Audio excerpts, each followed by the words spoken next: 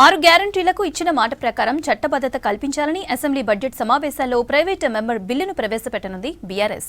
రాష్ట్ర కాంగ్రెస్ ప్రజలకు ఇచ్చిన ప్రతి హామీపైన ప్రభుత్వాన్ని నిలదీస్తామన్నారు కేటీఆర్.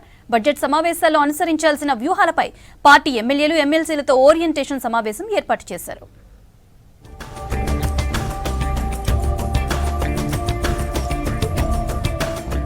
రాష్ట్రంలో పాలన పిచ్చోడి చేతిలో రాయిలా ఉందన్నారు బీఆర్ఎస్ వర్కింగ్ ప్రెసిడెంట్ కేటీఆర్. తాము మూసీ అభివృద్ధికి వ్యతిరేకం కాదని, బ్యూటిఫికేషన్ పేరుతో జరిగే అవినీతికే తాము వ్యతిరేకమన్నారు. రాష్ట్రంలో రైతులకు రైతు బంధు ఊసేలేదన్నారు. ప్రతి ఏటా 1000 కోట్లు తెలంగాణ ప్రజల సొమ్మును ఢిల్లీకి పంపుతున్నారని ఆరోపించారు. హైదరాబాద్ గోల్కొండలోని గండిపేటలో పార్టీ ఎమ్మెల్యేలు, ఎమ్మెల్సీలతో వర్క్ షాప్ నిర్వహించారు కేటీఆర్. 6 గ్యారంటీలకు చట్టబద్ధత కల్పించేలా అసెంబ్లీలో ప్రైవేట్ బిల్లు ప్రవేశపెడతామని చెప్పారు.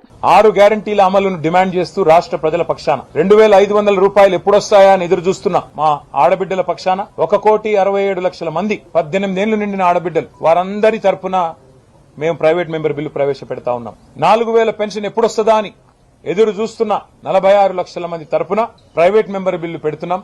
ప్రజలకిచ్చిన వాగ్దానాలను గాలి కొదిలేసి గాలి మాటలు కాలక్షేపం చేయాలనుకుంటున్న ప్రభుత్వాన్ని నిలదీయడానికే ఈ ఓరియంటేషన్ సెషన్ పెట్టుకున్నారు. ఖమ్మం జిల్లా వెలుగుమట్ల మూసీ బాధితుల తరపున పేద, దళిత, గిరిజన ప్రజల కోసం అసెంబ్లీలో కాంగ్రెస్ ప్రభుత్వాన్ని నిలదీస్తామన్నారు కేటీఆర్. బీఆర్ఎస్ హయాంలో కట్టిన ఫ్లైఓవర్లు, ఇండ్లు, ప్రాజెక్టులకు రంగులు పూసి తమవిగా ముఖ్యమంత్రి రేవంత్ రెడ్డి చెప్పుకుంటున్నారని ఆరోపించారు.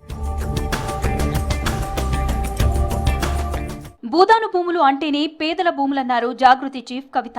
ఖమ్మం జిల్లా వెలుగుమట్లలో పేదల ఇండ్లను అన్యాయంగా కూల్చేశారని ఆరోపించారు. పేదల ఇండ్లను కూల్చిన దగ్గరనే వారికి స్థలాలు ఇచ్చి ఇందిరమ్మ ఇండ్లు నిర్మించి ఇవ్వాలని డిమాండ్ చేశారు కవిత. అసలు భూదానం భూమి అంటేనే పేదవాళ్ళకి ఇచ్చినటువంటి భూమి. ఆ పేదవాళ్ళకి ఇచ్చినటువంటి భూమి మీద కర్కశంగా కలెక్టర్ గారు, ప్రభుత్వము అర్ధరాత్రి బుల్డోజ్ చేసి పడేసి కంప్లీట్ గా ఇండ్లన్నీ కూడా కూలగొట్టడం జరిగింది. 750 గృహాలను కూలగొడితే వాళ్ళందరినీ, ఆ బాధితులందరినీ తీసుకొచ్చి పక్కనే ఉన్న అంబేద్కర్ భవన్ లో పెట్టడం జరిగింది. సమస్య పరిష్కారం అయ్యేంత వరకు మీరు మమ్మల్ని ఎక్కడికి తీసుకుపోయినా నిరాహార దీక్ష చేస్తాం. సిటీకి చేరుకున్న తర్వాత జాగృతి కార్యాలయంలోనూ దీక్షను కొనసాగించారు కవిత.